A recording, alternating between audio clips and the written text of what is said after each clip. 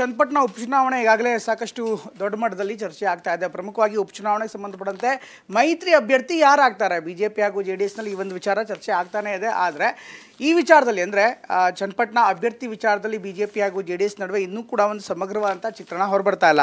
ಇದರ ನಡುವೆ ಬಿಜೆಪಿ ಮನೆಯೊಂದು ಮೂರು ಬಾಗಿಲಾಗಿದ್ದರೆ ಇತ್ತ ಚನ್ನಪಟ್ಟಣದಲ್ಲಿ ಉಪಸಮರದ ಟಿಕೆಟ್ಗಾಗಿ ಭಾರಿ ಪೈಪೋಟಿ ನಡೀತಾ ಇದೆ. ಇತ್ತೀಚೆಗಷ್ಟೇ ಎಚ್ ಡಿ ಕುಮಾರಸ್ವಾಮಿ ಮತ್ತು ನಿಖಿಲ್ ಬಿಜೆಪಿ ರಾಜ್ಯ ಉಸ್ತುವಾರಿ ರಾಧಾ ಮೋಹನ್ ದಾಸ್ ಅವರನ್ನು ಭೇಟಿಯಾಗಿದ್ದರು. ಈ ವೇಳೆ ಸಿಪಿ ಯೋಗೇಶ್ವರ್ ಮನವೊಲಿಸಿ ಅಂತ HDK ಸಲಹೆ ನೀಡಿದ್ರಂತೆ. ಇದರಿಂದ ಅಲರ್ಟ್ ಆಗಿರುವಂಥ ಸಿಪಿ ಯೋಗೇಶ್ವರ್ ದೆಹಲಿಗೆ ದೌಡಾಯಿಸಿದ್ರು. ರಾಧಾ ಮೋಹನ್ ದಾಸರನ್ನ ಭೇಟಿಯಾಗಿ ಟಿಕೆಟ್ ಸಂಬಂಧಪಟ್ಟಂತೆ ಚರ್ಚೆ ಮಾಡಿದ್ದಾರೆ. ಇನ್ನು ಚನ್ನಪಟ್ಟಣ ಟಿಕೆಟ್ ಬಗ್ಗೆ ಪ್ರತಿಕ್ರಿಯೆ ಕೊಟ್ಟಿರುವಂಥ ಬಿಜೆಪಿ ಅಧ್ಯಕ್ಷ ವಿಜೇಂದ್ರ, ರಾಷ್ಟ್ರೀಯ ನಾಯಕರು ತೀರ್ಮಾನ ಮಾಡ್ತಾರೆ ಅಂತ ಹೇಳಿದ್ದಾರೆ.